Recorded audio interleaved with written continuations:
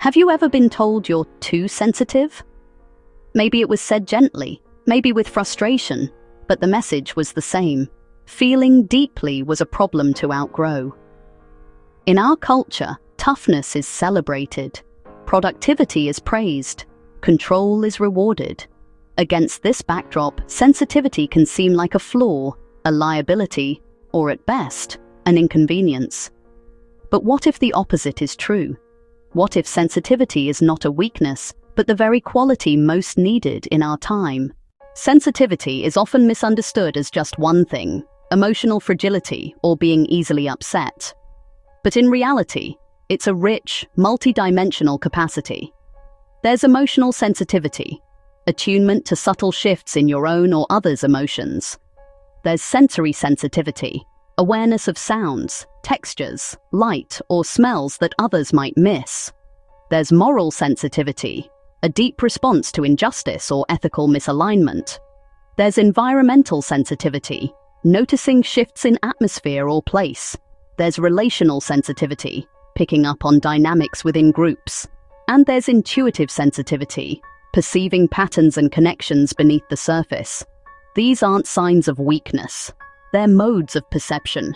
Sensitivity is a kind of fluency in the unseen and the subtle. It's worth being clear about what sensitivity is not. It's not weakness, it's not failure to cope, it's not immaturity, and it's not about being easily offended. These myths arise from a culture uncomfortable with vulnerability and nuance. In a world that rewards detachment, the capacity to feel is too often framed as a flaw. But feeling is not failure, it's feedback. And feedback is how we stay responsive to what truly matters. Why has sensitivity been sidelined? To answer that, we need to step back into the story of the dominant paradigm. For centuries, Western culture has exalted strength, certainty, and control, often at the expense of connection and care. The sensitive person doesn't fit easily into a system that values speed over depth, productivity over presence.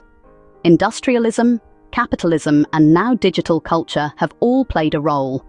In this context, the sensitive person seems too much, too slow, too porous, too emotional.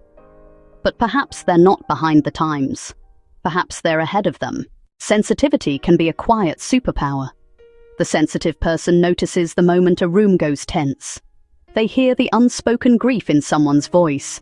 They're moved by birdsong or stirred by injustice.